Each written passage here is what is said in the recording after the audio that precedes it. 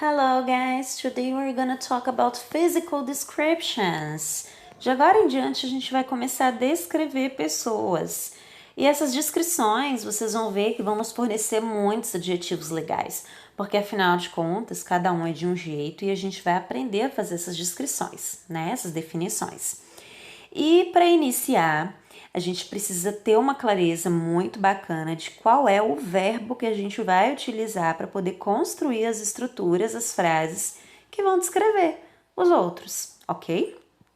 E como as descrições com as quais a gente vai trabalhar inicialmente são sobre cabelo e olho, no princípio a gente vai utilizar o verbo ter, que é o have, H-A-V-E, esse verbo que está de vermelho aí. Como assim, teacher? Agora no inicinho, o que a gente vai descrever é falar que eu tenho cabelo longo, curto, loiro, preto, vermelho, rosa, enrolado, curto, ou então falar que eu tenho olhos grandes, pequenos, azuis, pretos, castanhos. E para isso a gente vai utilizar o verbo ter, que é o have. Tá? E como vocês já estão acostumados, já estão cansados de saber, quando a gente vai utilizar um verbo no presente na língua inglesa, a gente precisa flexionar esse verbo, a gente precisa combiná-lo para que ele possa fazer sentido com as pessoas sobre as quais a gente está falando, tá? E no caso do verbo have, que é o ter, a gente tem duas formas para que ele possa ser flexionado, para que a gente possa combiná-lo com a pessoa sobre a qual a gente está falando, que são have, H-A-V-E também, que tá aí no verdinho, e has, que também tá aí de verde, ó, H-A-S, have e has. Essas são as duas formas do verbo ter que nós vamos utilizar dentro de frases. E teacher, qual é a diferença de um para o outro? Muito simples. O has, que é o H-A-S, a gente utiliza quando a frase que a gente vai escrever tá falando que quem tem alguma coisa é ele ou ela, ok? Tá atribuindo posse a ele ou ela, he, she ou it. Então a gente só pode usar o has quando a frase que você está escrevendo está falando sobre ele ou ela, he, she ou it. Já o have é utilizado para todas as outras pessoas. É o tenho, temos, tem no plural, tem se for relacionado a you. A gente utiliza o have quando você quer falar sobre eu, sobre você, nós, eles ou elas. I, we, you ou they.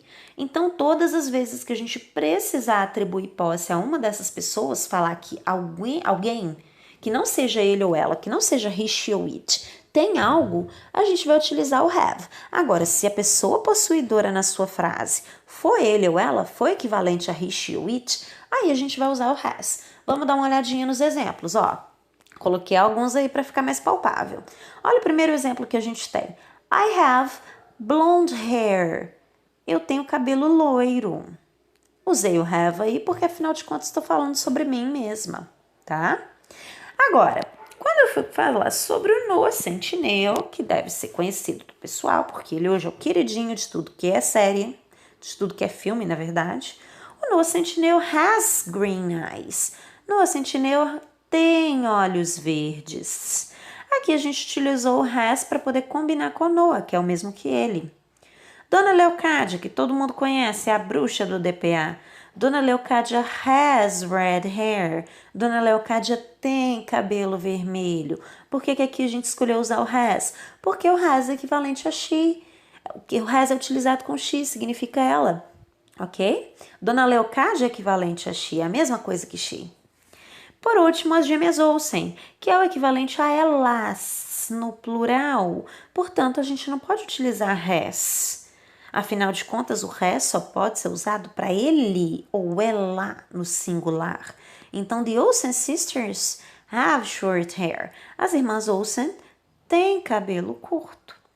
Aqui vocês já viram várias descrições, olha só, sobre cabelo e sobre olhos, no caso do Noah Centineo. As frases que a gente vai construir são semelhantes a essas, ok? Só que são um pouquinho mais complexas. E para a gente poder falar dessa complexidade, a gente vai começar do cabelo. Afinal de contas, teacher, como que eu faço para descrever o cabelo que eu tenho? Ou falar do cabelo da minha amiga, ou daquele menino ali que eu tô vendo? Como que eu descrevo? Você vai falar o nome da pessoa que você quer, de quem você quer falar, vai usar o have e o has, ou o has, dependendo de quem você estiver falando. E logo depois você vai usar as características do cabelo dessa pessoa, na seguinte ordem. Primeiro você vai apresentar o size, que é o quê? Tamanho, longo, curto, de médio, comprimento. Depois você vai apresentar o style ou shape, que é o estilo de cabelo que aquela pessoa tem. Se o cabelo é enrolado, é liso, é ondulado. E por último você vai apresentar a color, que é a cor. Muito simples, né? Preto, loiro, ruivo e por aí vai. Então a gente vai começar a descrição com isso aqui, ó, com o size, com o tamanho. A pessoa pode ter long hair, cabelo longo. A pessoa pode ter short hair, cabelo curto. Medium length hair, cabelo de tamanho médio, mais ou menos aí no tamanho do ombro. Ou então a pessoa pode ter shaved head, cabeça raspada. Apresentou o tamanho do cabelo da pessoa, com exceção do shaved head, né, galera? Que ele elimina qualquer outra característica. Se a pessoa tem a cabeça raspada, acabou. Separou a descrição aí.